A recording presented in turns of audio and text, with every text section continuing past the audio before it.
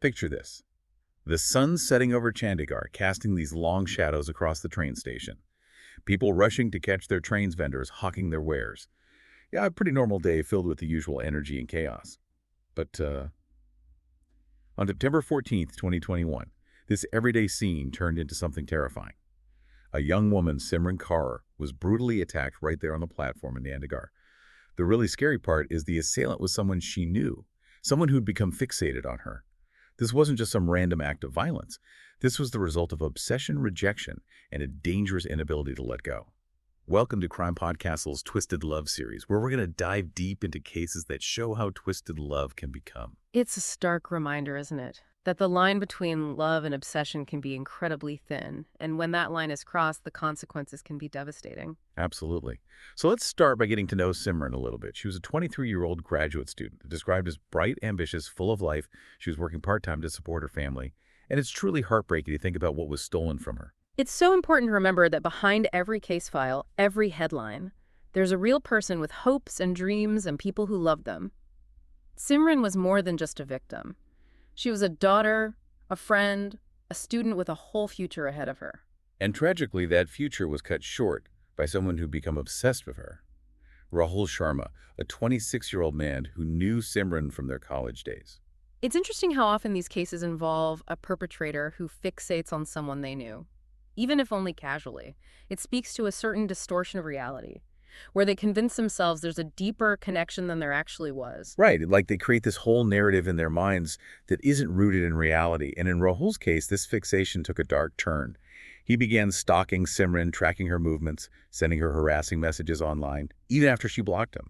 It's a classic example of how rejection for some individuals doesn't lead to acceptance and moving on, but to a dangerous escalation of behavior. It's almost like they see the rejection as a challenge, a fuel to their obsession. They double down on their efforts, believing that if they just try harder, they can wear the person down and get them to reciprocate their feelings. It's a complete lack of respect for boundaries and autonomy. And sadly, Simran's story is far from unique.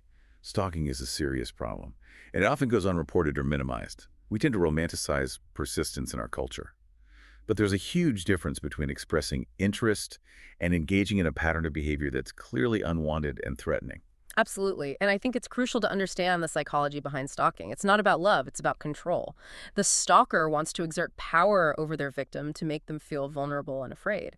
The rejection is a blow to their ego, and they lash out in an attempt to regain that sense of control. So let's talk about what happened that day at the train station. Simran was simply waiting for her train, ready to visit family in Delhi. It should have been an ordinary day, but Rahul was there waiting for her too. Witnesses described him confronting her, an argument breaking out, his voice filled with anger and accusations. Then, in a horrifying act witnessed by several people, he pulled out a knife and attacked her. The choice of location is interesting, isn't it? A public place surrounded by people. It speaks to a possible desire to humiliate Simran, to make a spectacle of his rage and her supposed betrayal. Or perhaps it was a twisted attempt to force her to acknowledge him, to make their perceived relationship something public and undeniable. It's chilling to think about the level of rage and entitlement that must have been driving him. He didn't just want to harm Simran. He wanted to do it in a way that would maximize her fear and suffering, and potentially even draw attention to himself. And sadly, his actions did draw attention, but not in the way he might have envisioned. Instead of proving his power, he ended up exposing his own deeply disturbed state of mind and the tragic consequences of his obsession. It's hard to comprehend that level of detachment from reality, you know? What drives someone to commit such a public act of violence? Did he think he could get away with it? Or was it just like a desperate final act of control, knowing that he had already lost everything? It's a question that haunts this case, doesn't it? What was going through his mind in those final moments?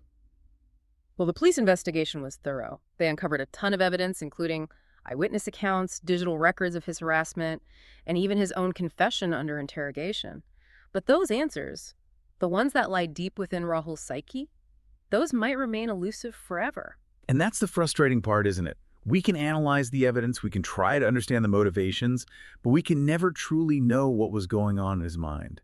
It's a sobering reminder of the limits of our understanding of human behavior, especially when it comes to such extreme acts of violence. It's certainly a case that raises more questions than it answers. But one thing is clear. Simran did everything she could to protect herself. She reported Rahul's behavior to her family and friends. She blocked him on social media. She tried to avoid him. It's a stark reminder that even when victims take all the right steps, it's not always enough to stop someone who is determined to cause harm. You've hit on a crucial point there. We often talk about empowering victims and encouraging them to speak out, but we also need to acknowledge the limitations of those actions. There's a systemic issue at play here, a societal tendency to minimize stalking and harassment, to brush it off as just a crush or boys being boys. Until we address that cultural blind spot, until we take these behaviors seriously from the outset, we'll continue to see tragic outcomes like Simran's. It's like we're waiting for something terrible to happen before we take action. Instead of recognizing the warning signs and intervening early on, I think this case really forces us to confront that uncomfortable truth about our society. Absolutely. And it's not just about changing societal attitudes, it's about providing better support and resources for victims. We need to make sure that law enforcement is trained to recognize the seriousness of stalking, that restraining orders are readily available and enforced, and that victims have access to counseling and advocacy services. We need to create a safety net that doesn't rely solely on the victim's ability to navigate a complex and often unresponsive system. They need to know that they'll be believed, that their fears are valid, and that there's help available. And that's where education and awareness come in. We need to teach young people about healthy relationships, about respecting boundaries, about consent. We need to challenge the romantic notions of persistence and pursuit that are so deeply ingrained in our culture. We need to shift the narrative from love conquers all to no means no, and stalking is never okay. It's a big task and it won't happen overnight.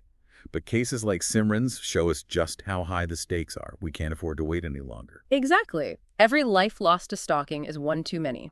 And every person who lives in fear of a stalker deserves our support and our action. We need to remember that this isn't just about statistics. It's about real people, real lives shattered by obsession and violence. And speaking of the legal system, the trial against Rahul Sharma began in early 2022. The prosecution built a strong case, presenting the overwhelming evidence of his stalking, his harassment, his clear intent to harm Simran. They argued for premeditation, highlighting the planned and deliberate nature of his attack. And how did the defense counter those arguments? Did they attempt to portray the stabbing as a crime of passion, a momentary lapse in judgment? That was precisely their strategy. They painted Rahul as a lovesick young man driven to despair by Simran's rejection. They argued that his actions were impulsive, fueled by emotional instability rather than malice aforethought. It was a classic case of trying to minimize the severity of the crime by appealing to emotions rather than logic. It's a tactic that often plays on societal stereotypes, isn't it? The image of the heartbroken lover blinded by passion is a powerful one. But in cases like this, it's crucial to separate the narrative from the reality. Stalking is not about love, it's about power and control. And the consequences can be just as devastating as any other form of violent crime. And thankfully, in this case, the jury saw through the defense's arguments. They recognized the gravity of Rahul's actions and the clear pattern of stalking that preceded the attack. They delivered a verdict that sent a strong message. Stalking is a serious crime, and it will be punished accordingly. So what was the verdict? What sentence did Rahul Sharma receive for his crimes? After weeks of testimony and deliberation, the jury found Rahul Sharma guilty of first-degree murder. He was sentenced to life in prison without the possibility of parole.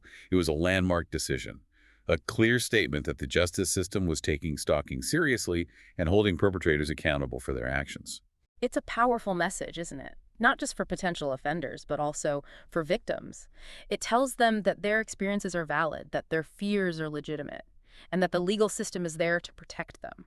And that's a message we need to amplify. We need to keep talking about stalking, keep educating ourselves and others, and keep pushing for systemic change. Simran's story is a tragedy, but it can also be a catalyst for action. We can honor her memory by working to prevent future tragedies, by creating a world where stalking is no longer tolerated, minimized, or excused. It's a call to action we can all heed. By raising awareness, supporting victims, and advocating for stronger laws and resources, we can make a difference. Simran's story, as heartbreaking as it is, can be a turning point in our collective understanding of this serious crime and our commitment to preventing it.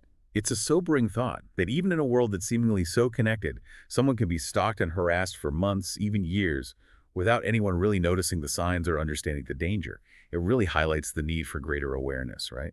Absolutely. We need to move past those outdated notions that stalking is just, a harmless infatuation or a sign of true love. It's a form of abuse, plain and simple, and it can have devastating consequences. So if we're going to make a real difference, Where do we even begin? It feels like such a massive issue.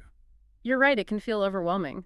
But I think change starts with each of us. It starts with educating ourselves about the signs of stalking, the different forms it can take, and the resources that are available to victims. Knowledge is power. The more people who can recognize those red flags, the more likely we are to intervene early and prevent things from escalating. What are some of those red flags that we should be looking out for? Well, it's important to remember that stalking isn't always obvious. It can be subtle, it can be disguised as concern or affection, and it can evolve over time. But some common signs include unwanted contact, like repeated calls, texts, or emails, showing up uninvited at someone's work or home, following them, tracking their movements online or in person, spreading rumors or lies about them damaging their property or threatening them. That's a chilling list. It makes you realize just how insidious this behavior can be. It's not always about those grand gestures or dramatic confrontations. It can be a slow, creeping erosion of someone's sense of safety and well-being. Exactly. And that's why it's so important to trust your instincts. If you feel like someone is crossing your boundaries, if their behavior makes you uncomfortable or afraid, don't dismiss those feelings. So what should someone do if they think they're being stalked? Who should they reach out to? The first step is to document everything. Keep a record of all unwanted contacts, save any messages or emails, take note of any incidents or encounters. This documentation can be crucial if you decide to involve law enforcement. It's like creating a paper trail that shows the pattern of behavior, right? It removes any doubt that this is more than just a misunderstanding or a one-time occurrence. Precisely. And then reach out for help.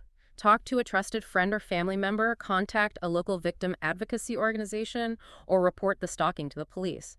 There are resources available, people who understand what you're going through and can help you navigate this difficult situation. It's so important for victims to know that they're not alone, that there are people who will believe them and support them. It takes a lot of courage to come forward. Yeah. And they need to be met with empathy and understanding, not judgment or disbelief. Absolutely. And for those who may be witnessing this behavior, whether it's happening to a friend, a family member, or even a stranger, don't stay silent. Speak up, offer support, encourage the victim to seek help, and if you feel it's safe to do so, intervene directly. Sometimes just the presence of another person can deter a stalker or give the victim the courage to break free. It's about creating a culture where stalking is not tolerated, where we all take responsibility for looking out for each other and speaking up when we see something wrong. It's about shifting the focus from blaming the victim to holding the perpetrator accountable. And ultimately, that's how we'll create a safer world for everyone.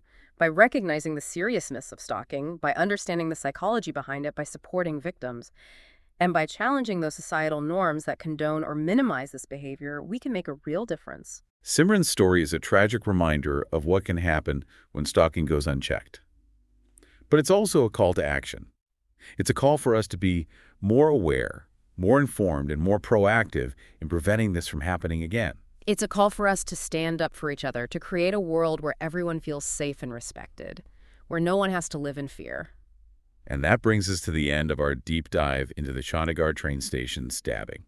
It's a story that stayed with us long after we first encountered it, and we hope it's given you food for thought as well. Thank you for joining us on this journey. Don't forget to follow CrimePod Castle and subscribe to our YouTube channel for more thought-provoking deep dives into true crime cases. Until next time, stay safe and stay curious.